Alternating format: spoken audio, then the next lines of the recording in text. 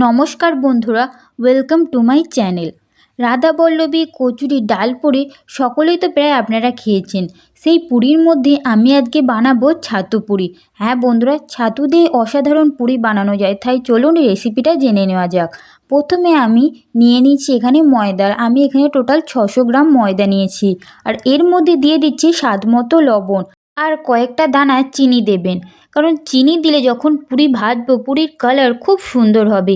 এইবার ময়দার সাথে লবণ ও চিনি খুব ভালো করে মিশিয়ে নিতে হবে। আমি এখানে সমস্ত কিছু খুব ভালো করে মিশিয়ে নিচ্ছি।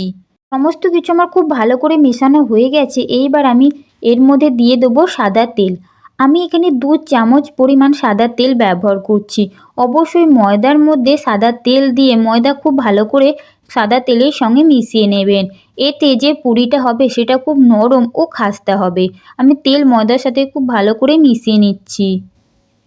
তেল ময়দার সাথে খুব ভালোভাবে মেশানো হয়ে গেলে এবার ময়দাটা মাখিয়ে নিতে হবে।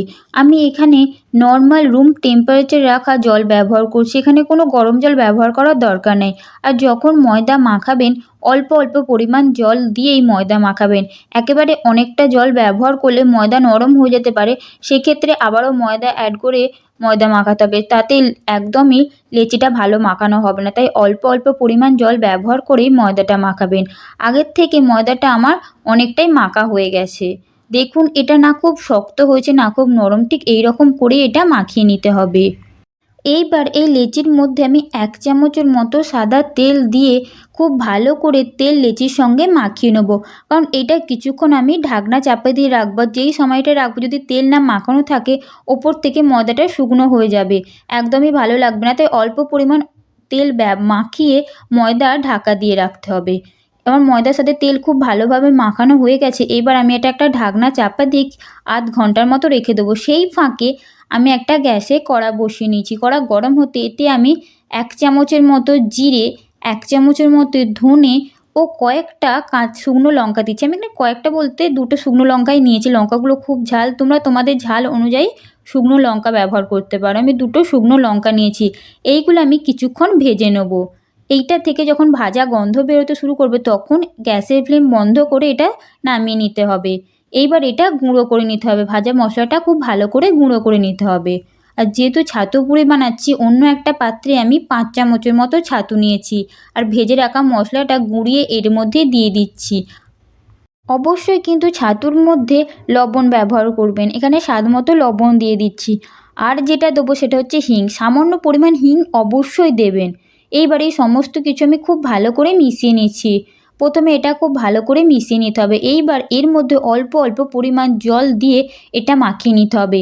এখানে যে পুরটা আমরা বানাবো, যে ছাতুর পুর বানাবো, সেটা না খুব শক্ত হবে না খুব নরম।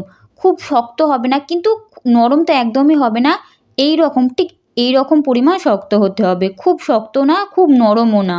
এখানে আমার পুর একদম রেডি।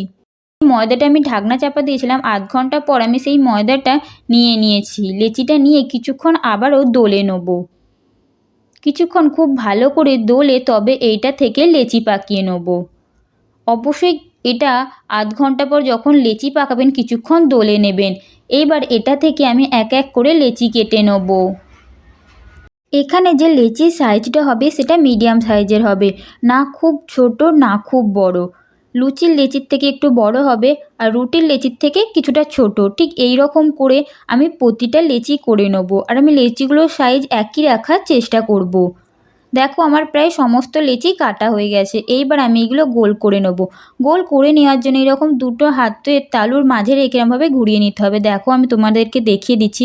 একটা হাতের তালুতে এটা স্টেবল রেখে অন্যটা ঘোরালে এটা একদম গোল হয়ে যাবে। দেখো আমি ঠিক কীভাবে করছি, আমি আরও একটা তোমাদেরকে দেখিয়ে দিচ্ছি। ঠিক এইভাবে এইগুলো গোল করে নেবে। এই একইভাবে আমি প্রতিটা লেচি গোল পাকিয়ে নেব। লেচিগুলো গোল করে নিলে পুরির যে শেপটা সেটা খুব সুন্দর থাকবে। এখানে আমার সমস্ত লেচিগুলো গোল করে নেওয়া হয়ে গেছে। এবার লেচিতে ঢোকানোর জন্য যে আমি পুর রেডি করেছিলাম সেই ছাতুর পুর নিয়ে নিয়েছি আর একটা জায়গায় সামান্য পরিমাণ সাদা তেল ঢেলে নিয়েছি। দেখো আমি লেচিটা ঠিক কীভাবে গোল করলাম। এইভাবে গোল করে নিয়ে এর মধ্যে আমি ছাতুর পুর দিয়ে দিচ্ছি। আমি হাফ চামচের মতো ছাতুর পুর দিয়েছি, খুব অতিরিক্ত পুর দেওয়ার দরকার নেই, হাফ চামচের মতো পুর দিলেই হবে। আর মুখটা ঠিক আমি যেইভাবে মোড়া দেখালাম এইভাবেই মুড়ে নেবে। আর মুখ মুড়ে নেওয়ার পর লেচিটার মধ্যে খুব ভালো করে কিছুটা সাদা তেল মাখিয়ে নেবে। এতে যেমন লেচিগুলো একে অপরের সাথে জড়িয়ে যাবে না, তেমনই বেলতেও খুব সুবিধা হবে।